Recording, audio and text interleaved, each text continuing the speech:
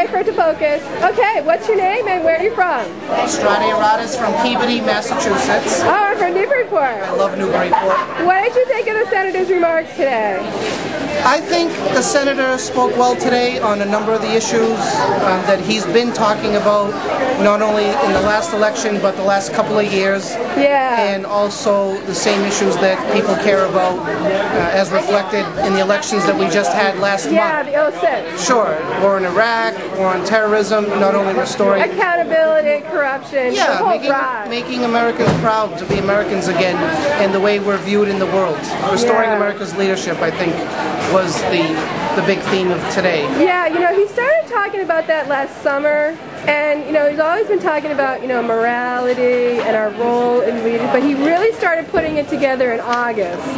It's really convincing. People never say stuff like that. Like, if you want to lead, you have to have people that are willing to get behind you. We always think we got the biggest military and army, we're going to lead. That's not enough. It's and not I think enough. That's what he was trying to drive home today. It's not enough. So we're talking about soft power in the run-up to Iraq, and it's so important.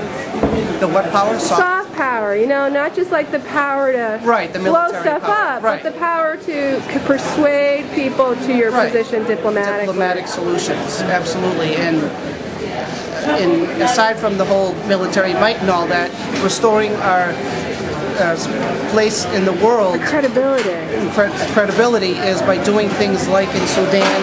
Look at what's happening in Somalia and other places around the world. Yeah. So I think that's where there's a definite void, and we could really do a lot of good. And he's talking about a lot of things that the others aren't. I think you touched upon that, like poverty, right? Nobody who talks about poverty. And it's not a big hoopla issue, with the voters and all that. It's meaningful. But you know what? Who cares? It's a real problem in America, and it needs to be dealt with. And it means a lot to me. And what happened with Katrina in New Orleans and in the Gulf Coast, really textbook example. The problems we have with poverty in America reared its ugly head in the aftermath of Katrina. Right. No more Katrinas.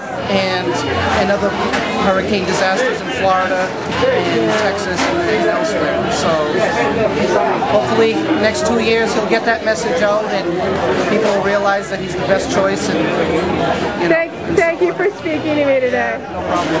Thank you.